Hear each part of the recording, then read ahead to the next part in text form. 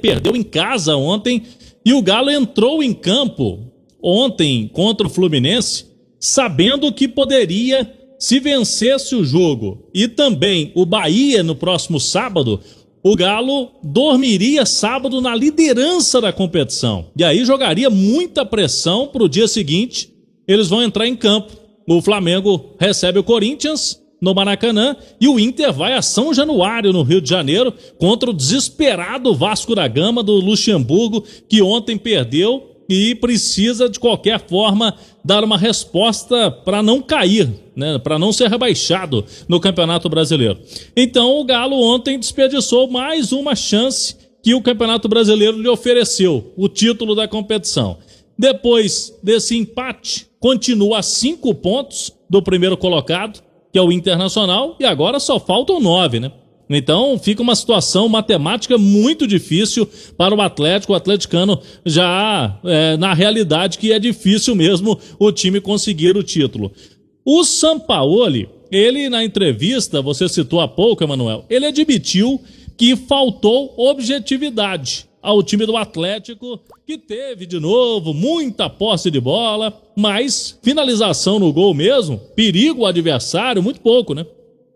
O lance mais perigoso do Atlético no segundo tempo, uma jogada do Marrone pelo lado esquerdo, um lançamento do Caleb, ele colocou na frente, cruzou, e o Savarino chegou um pouquinho atrasado, tentou dar um carrinho na bola, mas chegou atrasado o venezuelano Savarino.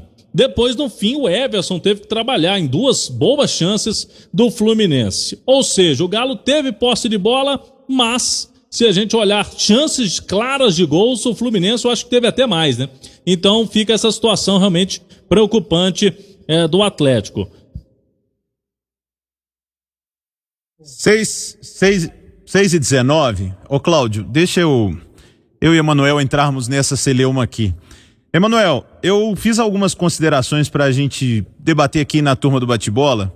2 delas eu já trago aqui de pronto, gostaria da sua opinião. A primeira delas é uma crítica que você fez antes mesmo do jogo, e eu trago de volta aqui porque o jogo de ontem mostrou muito o número de passes inúteis que o Atlético troca no seu campo ou no campo adversário com seus zagueiros, com o Guga e com o Alan, porque o Arana joga mais lá na frente, então o Arana não participa. Como o Atlético tem quase 1.000 passes, desses 80% é quase ali só dos zagueiros. E uma outra situação, Emanuel, o Vargas, que é um bom jogador, que já mostrou um bom futebol, no Atlético ainda não jogou nada, a verdade é essa.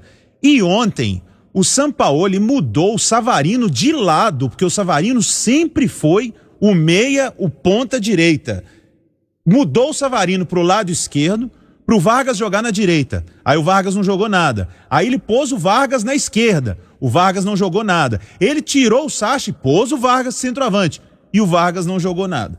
Então, 2 coisas que me irritaram ontem, Manuel, com toda sinceridade. A falta de repertório do ataque do Atlético e a insistência do Sampaoli com determinados jogadores. Ontem foi com o Vargas. Bom, ô Léo, o que estamos falando aqui não é para pedir a cabeça do Sampaoli, não estamos querendo derrubar o técnico do Atlético, não é feitio nosso. Isso deve ser uma decisão da diretoria do Atlético, da comissão técnica. Mas há reparos a fazer sobre a forma como o Atlético está jogando, insistindo nela e não apresentando resultados. Ó, com 1 minuto de jogo, o Sampaoli já teve um piti na beirada do campo por causa de uma cobrança de lateral. Isso cabe? Acho que não. Aí levou uma bronca lá do Nenê e, bom, vamos ao jogo. No Atlético, há situações que precisam, na minha opinião, serem analisadas. Primeiro, o Hever virou armador do time. Ele está armando as jogadas. Talvez não seja a função dele.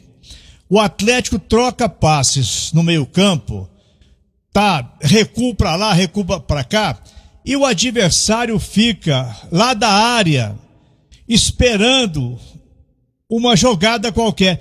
mas os jogadores, todos eles marcados. Isso dá uma chance. O Atlético não provoca o contra-ataque. Ele não tem jogador de contra-ataque. O jogador de contra-ataque do Atlético seria o Marrone. Ele entrou ontem, mas parece que é uma ordem de não arriscar. Aí ele recebe uma bola limpinha lá na ponta esquerda, o que ele faz? Devolve para o lateral. Recebe outra, devolve para o lateral. São formas que não vão dar resultado. E veja bem, o Atlético muito melhor do que o Fluminense, com mais volume de jogo, com passes em excesso. O Atlético termina um jogo no Maracanã com o seu goleiro sendo o melhor jogador em campo. Não dá a impressão de que alguma coisa está estranha. Agora, sobre o Sampaoli, a entrevista no final do jogo. Aliás, antes da opinião aqui sobre o que disse o Sampaoli, a assessoria de imprensa do Atlético precisa mudar a forma como ela encaminha as respostas, os pedidos de resposta do Sampaoli. Você tem que fazer uma pergunta prévia. O repórter manda uma pergunta para a assessoria. A assessoria muda a pergunta para não incomodar o técnico. Meu Deus do céu. Isso é mais do que censura de imprensa, isso é ditadura. Não pode acontecer. Tem que mandar para o técnico, ele goste ou não, da pergunta a ser feita. Houve pergunta para ele sobre a ida para, possível ida para o futebol francês, e a pergunta foi distorcida. Bom, voltamos então à entrevista coletiva do Sampaoli. Ele falou que, entre outras coisas, que o Atlético é um time jovem. Bom, os números estão aí. O Sacha tem 28 anos. O Jair tem 26. O Hever, tá bom, tá lá na frente. O Everson, goleiro, também. O Savarino tem 24. O Tardelli, 36. O Vargas, 31. Eu não vejo um time assim tão jovem. O que esteja faltando, talvez, nesse time é repetir escalações. O que ele fez ontem na mudança de posições é incrível. Por que que o Vargas permanece como titular do Atlético? É um jogador que foi indicado pelo Sampaoli. Talvez ele esteja com um problema de consciência, de ter uma indicação errada. E fica insistindo com o Vargas, esperando que o sapo vire príncipe.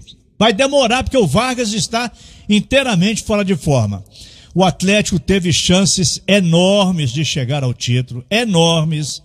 A começar pelo jogo contra o Goiás, pelo jogo contra o Fluminense. O Atlético foi melhor o tempo todo. Aí a torcida não está aceitando explicações. Quando você coloca o microfone da Itatiaia, democrático, na boca da torcida, toda a resposta vem em cima de reparações, de críticas ao Sampaoli. Ele precisa tomar um banho de humildade e aceitar que, como o Atlético está jogando, tendo uma chance enorme de títulos, tendo feito um investimento enorme, acima do que o Atlético até poderia pagar de investimentos, e o resultado chegou, talvez, pela metade.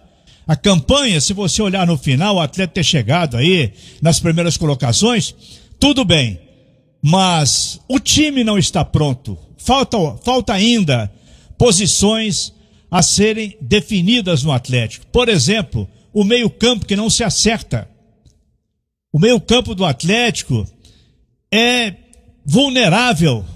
A bola passa pelo meio-campo do Atlético. Qualquer time que o Atlético enfrenta tem um meio-campo melhor do que o do Galo. Bola pra frente. Agora é o Bahia. Fala, Cláudio Rezende.